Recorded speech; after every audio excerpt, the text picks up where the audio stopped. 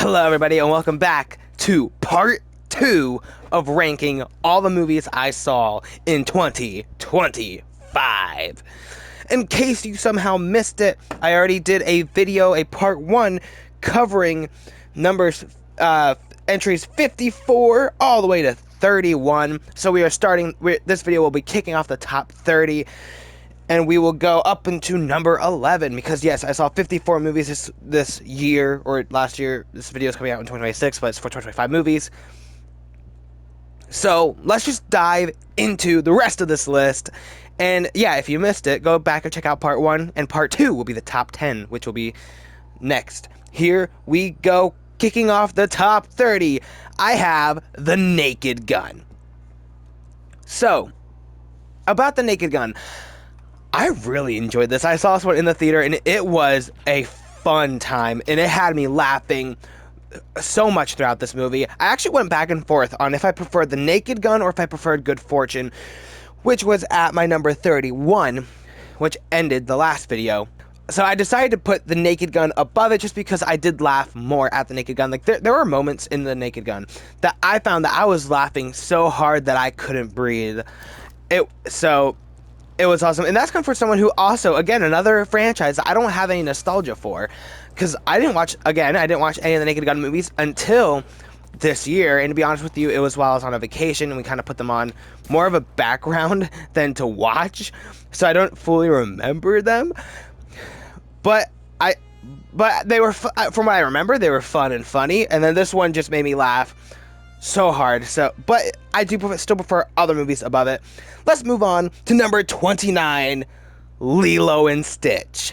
Here's the thing. I know a lot of people like this movie, or here's the thing. I know a lot of people don't like this movie, but I'm going to say it. This is a good movie. I'm just going to say it. I'm saying it right now. This is a good movie. We had Snow White, which was a bad movie.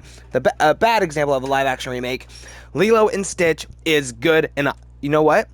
Since you guys are already mad at me for this, I'm just going to say it. The ending of the live-action one is better than the ending of the animated one. Boom, I said it. Go ahead, leave your hate comments down below. I don't care. I said it, and I stand by it. It is more realistic. Now I'm not saying that the live-action film is better than the animated film, because that's not true. Overall, the animated film is a better movie. But, oh my goodness, Lilo and Stitch live-action here in 2025 was so much fun. I saw this in the theater, and it's just... I don't know how you can fully hate this movie, because it's just so enjoyable and adorable. We have Lilo, who's just so much fun. They got the perfect casting, by the way. She is adorable, and like, you can't help but like her and want to root for her and get behind her. And same thing with Stitch. He's also adorable. The CGI on him looks amazing. And this movie just put a smile on my face and made me laugh, and even brought out some emotions towards the end. Now, I'm not, again, like I said, it's not perfect. Like, I'm not the biggest fan of how they decided to do, oh man, I'm blanking on their names. They're two aliens. I feel like that could have been done a bit better, and I am missing the presence of the other alien from the anime film that they removed, who was like the main antagonist. Again, I don't remember his name. Not good with the names of these movies. The name of characters in these movies. So it's not a perfect movie by any means, but I'd be lying if I said I didn't have so much fun with this, and this is one I probably would rewatch, because it's just so much fun. I love seeing Lilo and Stitch getting into shenanigans, causing chaos. It is a blast. It is adorable. I really like this one. You have to at least admit it's fun. It's at least not like boring like Snow White was. This is an enjoyable time. And once again, another one, I don't have nostalgia for the original. I saw the original, I think, also in 2025, but I don't have nostalgia for the original. I loved the original when I watched it. I thought it was great. And then I saw this one, and I, again, thought it was great. And, yeah, I think that's all I got to say about it. This is a great movie. I don't care what anyone else says. I love it. And the ending is a great ending. All right, now we move on to number 28, where we got Nobody 2.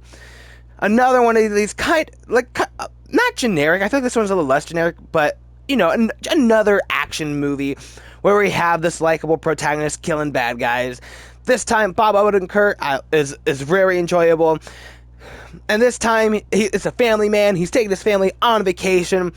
that vacation's ruined by a bunch of bad guys, so he's got to go out and start shooting them up. And even this time around, the wife gets in on some of the action too, which is just awesome. And like I said, I really enjoy this movie. It may not be as good quality-wise as some of the other movies that we've even already talked about or that's coming up, but I don't care. I enjoy me a good action movie. John Wick is one of my favorite franchises out there, and while I still prefer the John Wick movies over the Nobody movies, I still really like the Nobody movies, and I feel like they're pretty equal, to be honest. Like, I don't know if I could pick one between 1 and 2, at least right now. Maybe giving them a rewatch and then sitting with them for a little bit, I'll be able to pick one definitively. But like right now, I feel like they're pretty equal, because yeah, I just have a blast watching Bob Odenkirk go out there, protect his family by killing bad guys, and there's some great moments. I feel like this one leans even more into the comedy than I think even the first one did, and there are multiple jokes that made me laugh in this one too. Like I said, really enjoyed Nobody 2. Now we get into another hot take, because I'll just say it.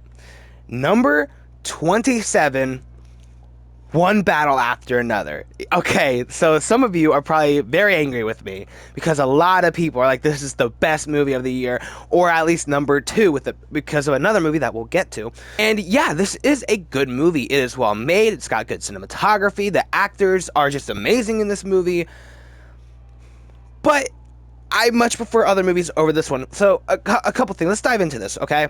For one thing, I think the movie is way too long. I don't think it needs to be almost 3 hours long, to the point that there was a couple moments where I was just like kind of, I'm not sure bored's the right one, but I was like, I fell out of the movie, if that makes sense, where I was like, okay, can we get this going? Especially I think the first like half of the movie, because like I won't lie, I really did enjoy the main story here of Leonardo DiCaprio trying to save his daughter who was kidnapped by these bad people. I really enjoyed that storyline. I really enjoyed seeing Leo, because we see that he's not really a great guy. I mean, he's smoking, he's drinking, but he loves his daughter, and he's willing to go into action to save his daughter when she's in danger. And even the daughter does get some action moments of her own. Like, that aspect of the story I really enjoyed, but to me, it's just the rest of it, I'm just like, I'm not as into it. I don't think the movie needs to be this long. Also, so a little bit of spoiler here. The one antagonist, whose name I forget, because I think I only watched this movie once, I have this issue where the guy is full-on shot in the face with a shotgun, and then his car crashes, and he's somehow still alive. But just for him to be killed later, I thought that was so... That didn't make any sense. Like, he should have just died after that shotgun shot to the face, and then cut out the scene where he was killed later. I don't understand why we needed the second death, when, I'm sorry, he got a shotgun to the face and didn't get any medical treatment for it, and he survived? No. What? That doesn't make any sense to me. So yeah, that's just a little nitpick though, but yeah, so I guess I can kind of get where people are coming from, because like, it is a good movie, it's very well made, but it's like, there's so many other movies I'd rather watch than this one. And I know this is another Oscar contender. It's looking like a 2-horse race for the Oscars between this and Sinners, and let's just say I'm rooting for the other one, which we'll talk about when we get there. So yeah, alright, moving on to another one with some Oscar buzz. At number 26, we got Marty Supreme. This is another one that I mainly checked out because of how much Oscar buzz was going into it. And this is one that, again, I think has the problem that it's way too long, it has way too much going on, but the main premise of it I really like.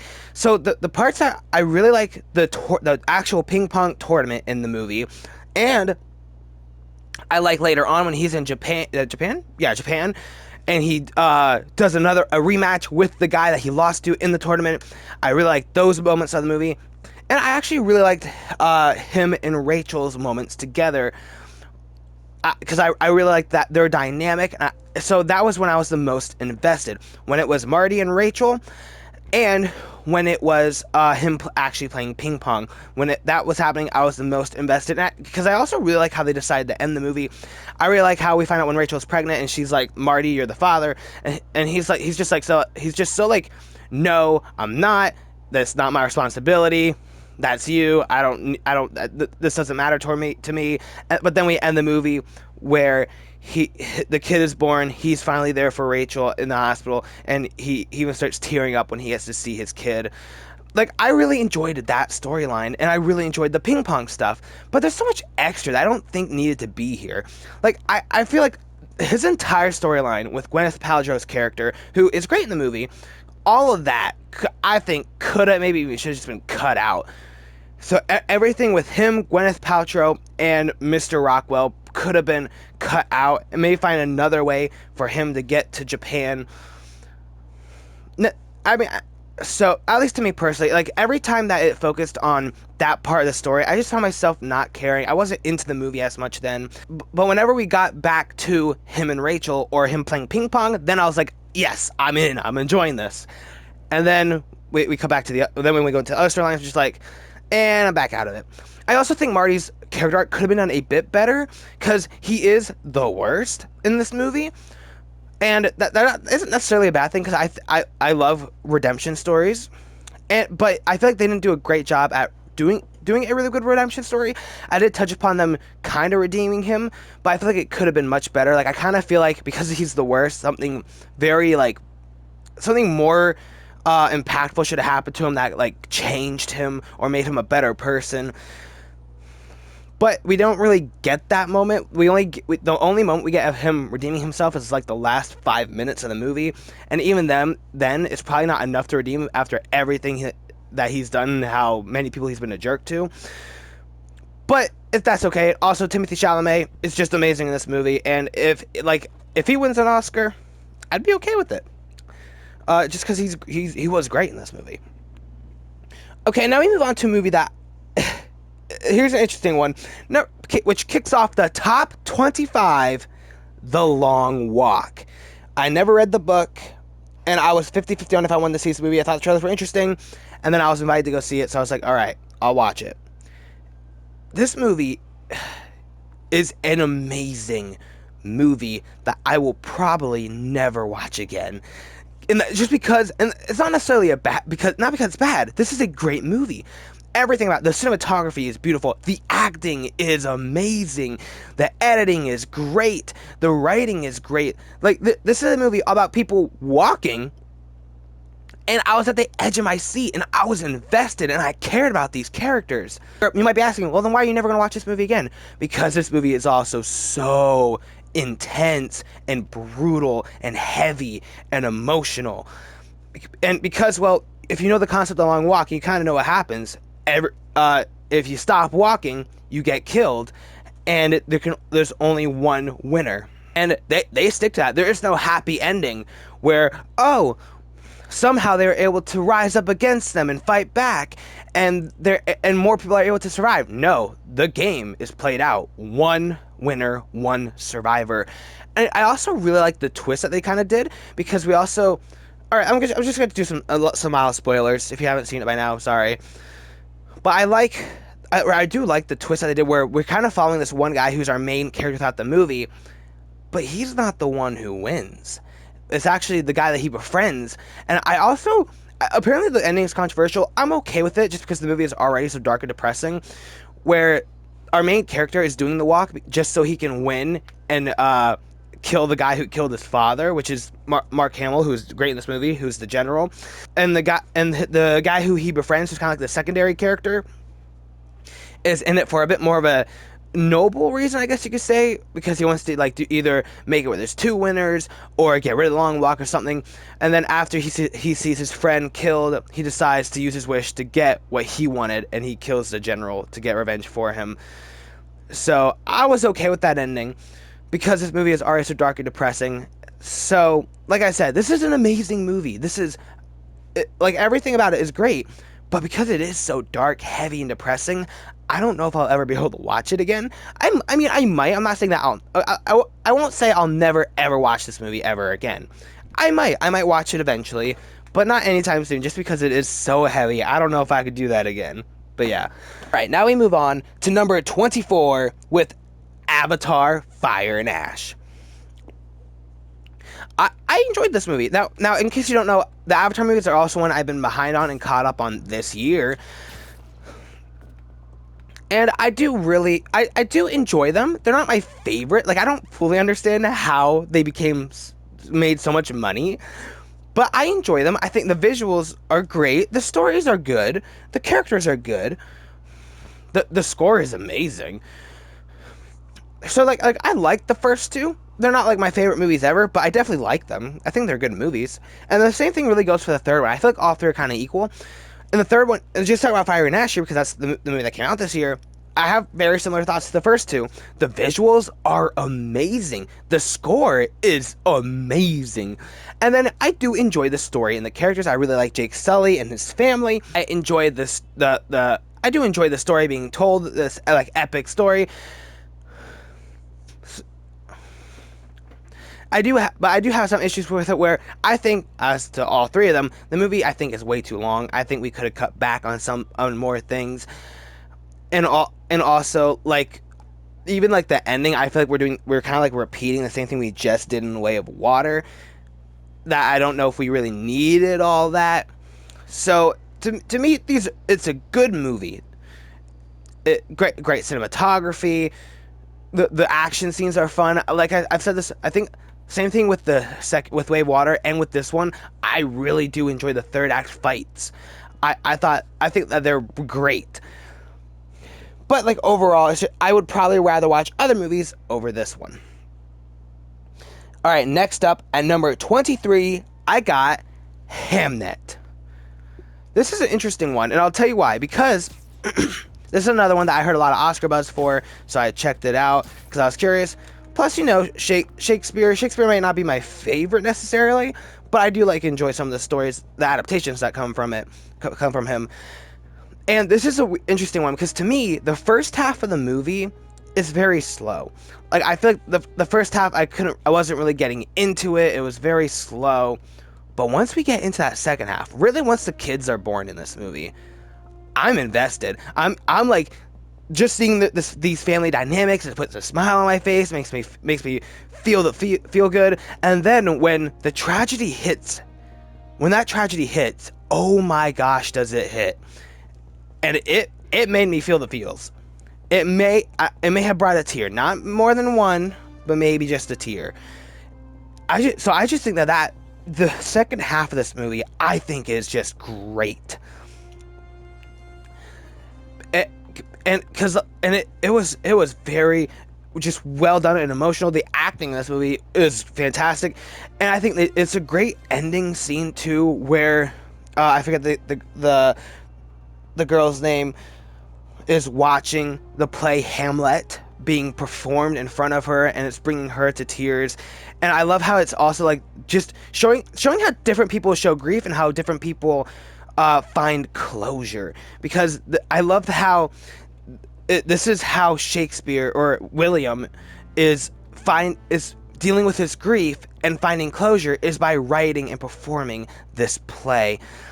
And as I think her name is Agnes, doesn't fully understand why he's doing this and doesn't get that this is how he's dealing with grief and coming to closure, because she has her own ways of doing that. So I just thought the second half of this movie is amazing. The thing that is holding it back is that first half that I just find to be very slow. And if they just either maybe shorten the first half or sped it up a bit, then I think this probably could have made it even higher on the list, because the second half of this film is so strong. Which is kind of funny because I've heard that some people have very big issues with it because of that first half. But if you get past that first half and watch it and get to the second half, it is very hard hitting with emotions. All right, next up at number 22, we have one that might surprise you how low it is actually. That being the Fantastic Four: First Steps. I've said it once, I've said it multiple times, and I will continue to say it. This movie is fantastic. Say that again? That joke will never end. I don't care if you think it's old, I don't. Anyway, yeah, I really like Fantastic Four: First Steps. It's not my favorite. This is another one that I feel like there are moments that I wasn't as into it as I say other movies, but I really love this version of the Fantastic Four. And even though some of the casting choices, I was really Pedro Pascal as Mr. Fantastic, I was really? but when I saw him in the movie, he's great. I love that we're this world, because we're not set in the main 616 or 19999 universe. We're set in a different universe, and in this universe, it's like futuristic and retro, because we got like retro cars and retro things, but it's like future technology, which is just such a cool blend for this world. There were multiple moments that made me laugh. And the visuals in this, aside from the CGI baby, which looks but aside from that, the visuals look great. Galactus is just awesome, and he's finally not a cloud. Thank goodness he's finally not a cloud. I do feel like the way that they defeat him is a bit anticlimactic, personally, because after all of this hard work of getting the entire world to somehow work together so that they can teleport the Earth somewhere else far away from Galactus, when that plan fails, they just decide, you know what, we'll just open this portal and we'll push him through it.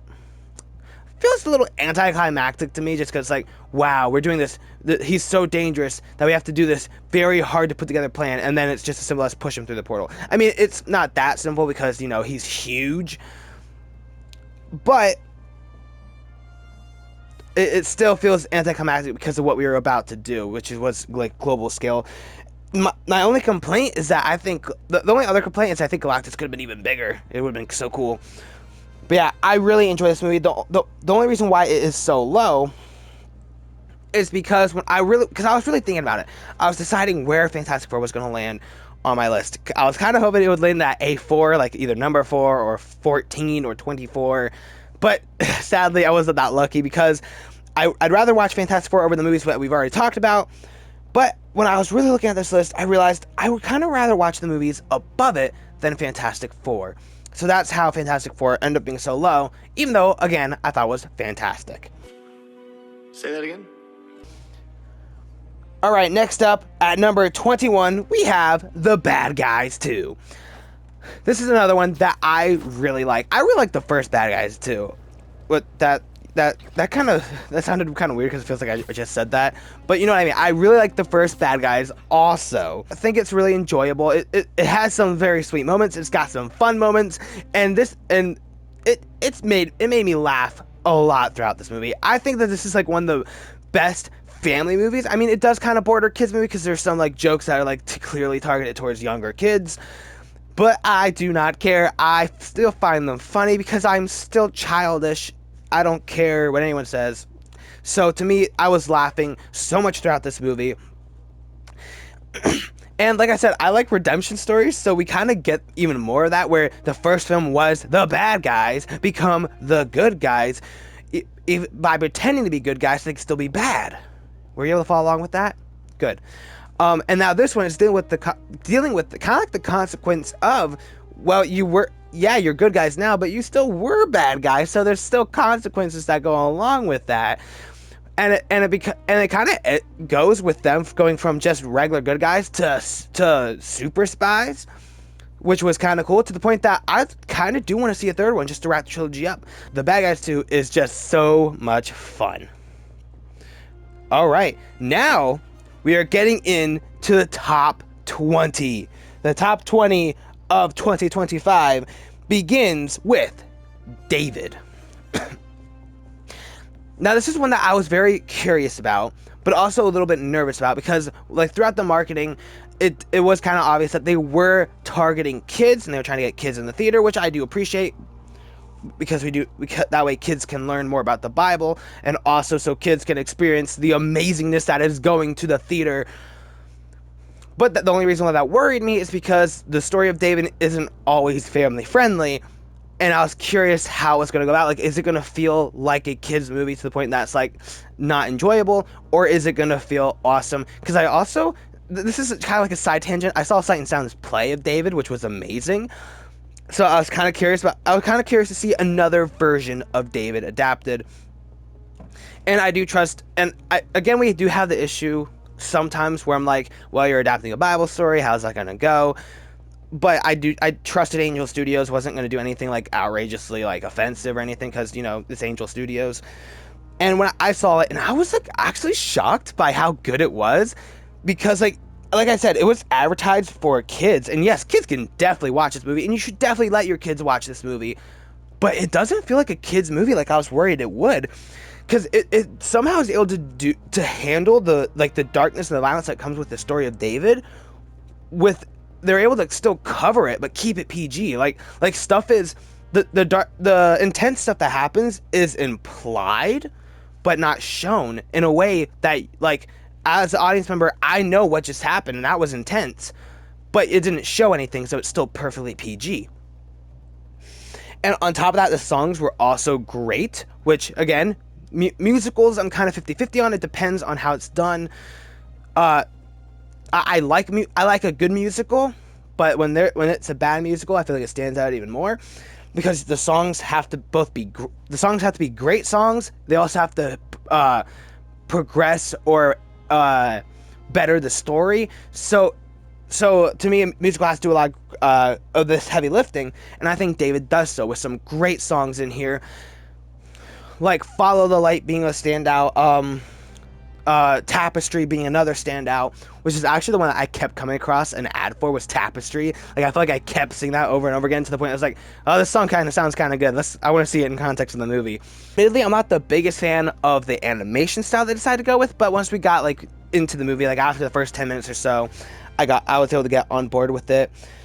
And so, yeah, I was very pleasantly surprised by David. I thought it was great. It even emotional at times. Now, the story of David is, again, emotional. There may have been tears at Sight and Sound's play of David. Okay, there's definitely tears at Sight and Sound's play of David. But I've said this to people before. I don't know if it's possible to go to Sight and Sound and not have tears. So, yeah, that's a side tangent. Some of you are probably like, what the heck are you talking about with Sight and Sound? It's an amazing theater that does stage plays of Bible stories. They're great. They did David. I saw it was great. And then with this movie, there were moments that got me feeling the feels, and even may have brought a tear or two. Like, again, I wasn't sobbing or anything. It didn't do that. But it did. It made me feel feels and maybe a tear. So I thought it was great. And I was kind of blown away by it. I was not expecting it to break the top 20. And it does. So, awesome. All right, number 19. Another animated film, Zootopia 2. Which, honestly, probably should have been called Zootopia. But whatever. I thought this movie was great. This is another one where I was a little worried, because I really liked the first Zootopia, and the fact that it took us, 10 years? Not quite, I think 9 years, to get a sequel to Zootopia.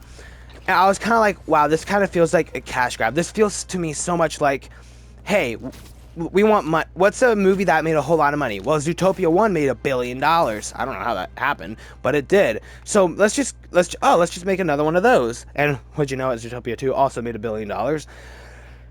But it kind of felt like, oh, you're just making this so you can make some money.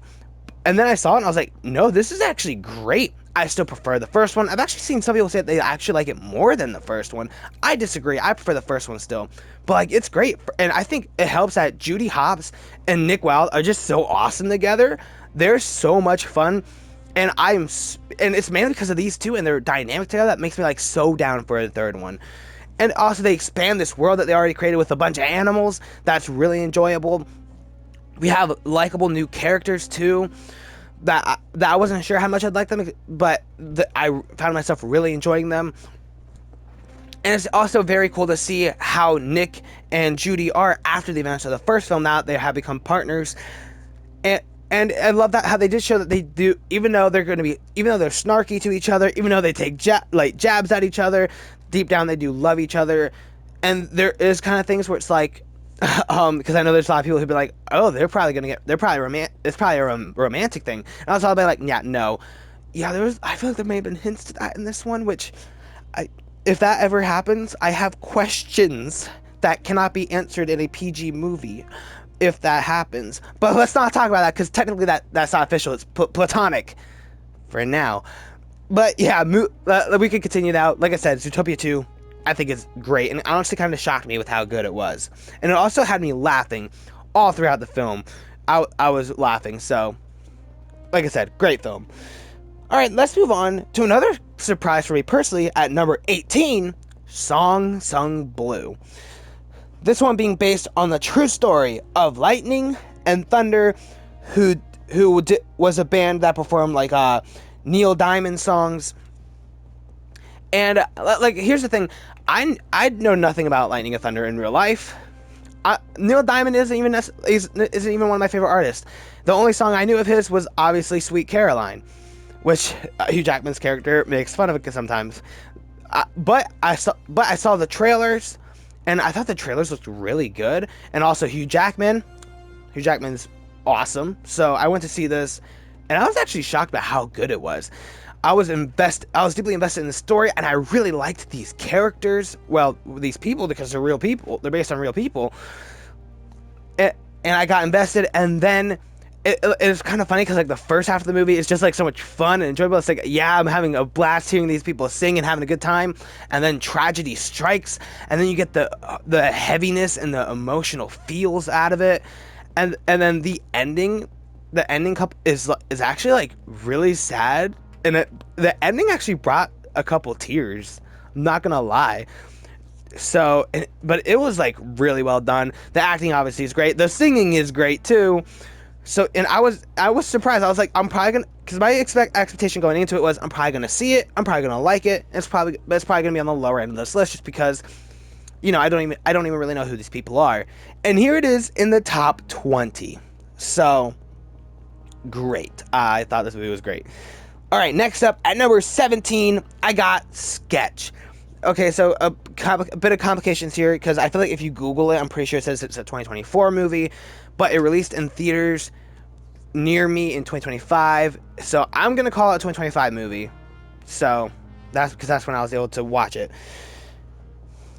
But I thought this movie was great. I saw the trailers for it and I thought that looks like a cute, fun time, and that's exactly what it was. It really does just capture the imagination and the fun of childhood while also bringing like a little element of horror to it, where it is definitely a family movie. Like you can bring everybody of all ages can watch this movie, but it definitely feels like they're incorporating horror for kids in a way that I can't really describe. Like it has like the feel or style or tone of a horror movie while being completely family friendly. Now there are some creepy designs of some of the creatures that I was kind of surprised. I was like, oh, that's kind of creepy. But it also doesn't feel like it's holding back either, because like this movie does cover the topics of grief and how people cover it, like how some people like push people away because of it, and how people cling on to certain things because of it. And like I was surprised because like they didn't hold back on going deep into grief and that pain that you feel, while also having this be a PG movie for the whole family. I thought it was great, and it's just a lot of fun seeing these kids who were surprisingly pretty good in this movie too, acting wise, just go up against these drawings. I thought it was just so creative, so fun, and even emotional at times. So I loved it. Next up at number 16, I have Warfare. This movie was great, and it's really cool because it's based completely off of the memories of the soldiers who were there, and it starts off like very intriguing, but then once we hit the second act, because the first half definitely feels like the calm before the storm, where they're kind of like staking out whatever they gotta do, and then the storm hits, there's an attack, and I'm just like, I don't even know how to describe it. Like I was just like, oh my gosh, at the edge of my seat. So there were certain things that happened too that's just hard to watch. When some of these soldiers get injured, it's like, oh, this is so intense and so hard to watch, and like and it's based on the memories of people, so it's based on real stuff that happened. But I have no idea. I didn't know who lived and died in this, so I didn't know there were people that I was like, oh my goodness, are they gonna make it out? I really hope they make it out. This movie was great, and it was so intense, and I don't know how much more to say about. I'm so sad that I missed it in theaters. I ended up watching this one at home. I wish I saw it in theaters, but I missed it. But it was great and intense, and it kept me at the edge of my seat. I was very shocked and happy with it. All right, next up, kicking off, we're here at the top 15, and we're starting with Drop. This is one that seemed very interesting to me, and it seemed much more like it's considered a horror technically, but it's much more of a thriller, and it's PG-13, so I checked it out, and I thought it was great. It really was thrilling. It brought some creepy moments because you're at the edge of your seat being like, oh my goodness, who is this person sending the drops? is she gonna get out okay? Is there kids? Because the guy setting the drops has a partner who's inside her house with her kid with a gun, and you're just at the edge of your seat like, oh my gosh, what's gonna happen? Because the whole premise is this person who's in the same room as her, but we don't know who it is sending her drops, telling her what to do. Eventually comes to she has to kill her date, and if she doesn't, he will tell his man to kill her son. And it's just like so intense, like to the point that when I was watching this for the first time through, I was like, I have no idea how she's gonna get out of this. This feels like a lose-lose situation. And then when the twist does come, I think it does a great job at hiding who the person is too, that I didn't figure it out until like minutes before the reveal, and I was like, I wonder if it's this person, and then it was that person. I won't say who, because just in case if you haven't seen it, I definitely think you should check this one out. And then what's interesting too is that it kind of ramps up, because like the entire first 2 acts is much more of this suspense thriller. We're going slow because we don't know who this killer is and we have to try to figure it out. And then once we get to the 3rd act, it kind of ramps up and we get more action. But to me, it doesn't feel jarring. It feels like it was built up to or earned. So it doesn't feel like we went straight from thriller to action. How'd that happen? It felt more built up to. Like, it didn't feel like it came out of nowhere, which I thought was really good. All right, now we get to where it gets even harder. At number 14, I have Predator Badlands. Now, for context, I've actually only seen 2 Predator movies at this point in time. That being the original Predator with Arnold Schwarzenegger and Prey.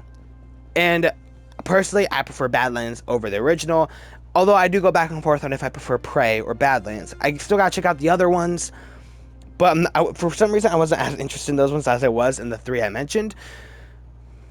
And I was genuinely surprised on how much I loved this movie. I thought it was so much fun. It is PG-13, but it doesn't hold back on any of the action or the violence, because there's so much violence against robots and aliens, but because all the blood is green or blue or it's not red human blood, it doesn't matter. So it is just, it does not hold back on violence while being able to be PG-13 because of it not being humans. And I found that I really did get behind this character, which is kind of funny because of this character being like a monstrous, scary creature in the other 2 films that I saw, and then now in this one, I found myself rooting for him, which I thought was awesome. And Elle Fanning's character in this, whose name I'm forgetting, it's the robot, I also thought was great, and I personally found really likable. Could be because it was Elle Fanning, that could have helped that, but still I think the writing also helped that too, because I found her to be very funny throughout the film, and I actually found myself caring about this relationship between Elle Fanning and the Predator. Why am I forgetting? I'm forgetting his name. He has an actual name, and even the species has a name. I don't remember what it is. Oh well, I'll probably remember it after I'm done recording. Anyway, but I found myself caring about this relationship between the 2. Not romantic for anyone goes there. Platonic, this friendship, okay? But I found myself actually, like, caring about these 2. And so, I was really enjoyed this movie. The trailers hooked me. I was kind of interested, and then I saw it, and I really enjoyed it to the point that it cracked the top 15. All right. Now with it, so here's the thing. We have 3 movies left to talk about in this video before we get into the top 10 next video.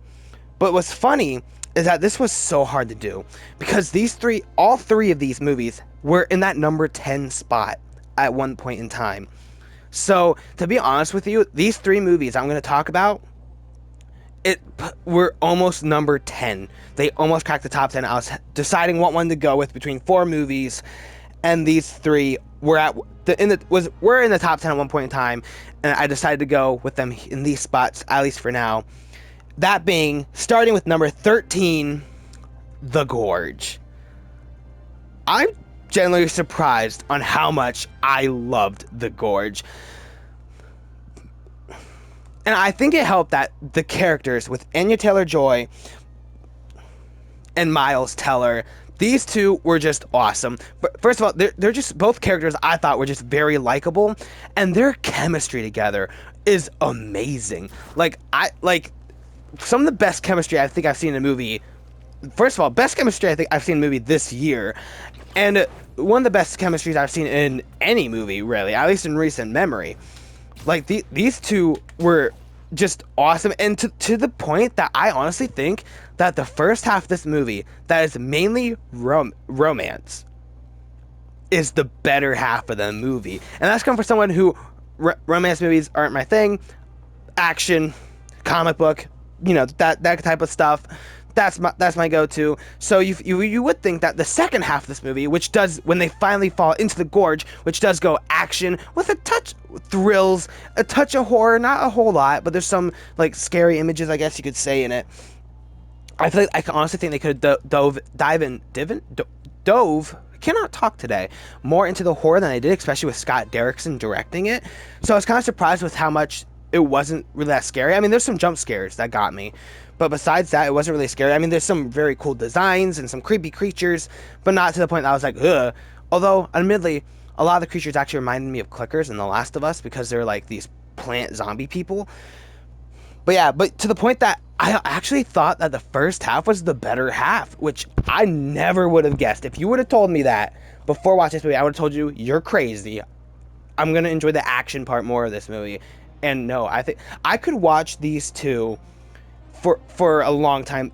I probably could watch a 3-hour movie of just these two together, to be honest with you. And it kind of makes me, I don't necessarily want a sequel to The Gorge because I think the ending is great, but if you tell me that we're getting another movie where Miles Teller and Anya Taylor-Joy are the leads, I'm gonna watch it because these two are great together. I mean, they're great by themselves also because, I mean, they're just awesome, but their chemistry together was just amazing. And yeah, this, like I said, this movie was almost number 10. And this is one of those movies too that, to me, why was this not in theaters? Come on, this is one of the movies that makes me so sad. This should have been in a movie theater, and the fact that it wasn't makes me so upset. But yeah, if you have not seen The Gorge yet, please do yourself a favor and watch The Gorge. It is great. So yeah, and like I said, very surprised that I prefer the first half or the second half. The second half is not bad by any means, but I do actually had more fun with the first half. But yeah, because just their chemistry together just made me laugh multiple times, and I was smiling throughout the entire time that those two were together. So yeah. Anyway, moving on to number 12 with Mission Impossible: The Final Reckoning. This is another one that at one point in time was in the number 10 spot. I ended up moving it down, and the reason for that is because of the first half of the movie. In my personal opinion, this movie is too long, and that first half is just way too slow and dragged out, and I was just kind of like, I wasn't getting into it. But I'll tell you what, when we get into that second half is what I was like, this is awesome, because the action scenes are just so great. Him in the submarine was so intense and had my heart pounding. I was at the edge of my seat, not sure of how he was gonna, if he was gonna make it out. I mean, I kind of knew he was gonna make it out, but I was able to suspend my disbelief enough to be like, oh my goodness, holding my breath, what's gonna happen here? And then the scene that's on all the posters and then the marketing, the plane scene, which was real, they were actually on planes, which is just crazy, I thought was awesome too. Just the entire action scene in the plane, on the planes, was great. They even had me wondering if Tom Cruise's character, Ethan Hunt, was going to make it out alive because of this being the final movie. I was like, I could see them offing him. I'm just saying, with this being the finale.